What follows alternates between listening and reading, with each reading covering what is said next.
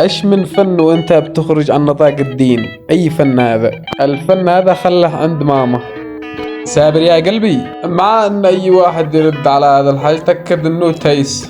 داير تقول انك خصمي، باين عليك مجنون رسمي، سايب حياتك وفضيل. انا قد قلت لكم من قبل يا جماعة، اي واحد يخرج من اليمن تأكدوا يا اما يفتل يا اما يعني الا من هدى الله، يعني هو يا يفتل يا يلحد لا يا يكفر، بس ما معنى الله ولا الحاجات، ولا انه يستفيد الشعب ولا يستفيدوا منه ولا يستفيد لنفسه، الا يمكن لنفسه اكيد، بس يكسب نفسه بس يهين شعب بكله. يا اختي ولا اخي ليش تعرض نفسك لا مسخرة يعني علشان قرشين تهين كرامتك؟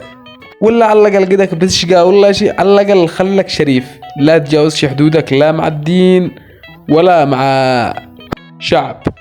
والسلام عليكم ورحمة الله وبركاته. ان شاء الله يكون عجبكم المقطع، ولا تنسوا الاشتراك في القناة.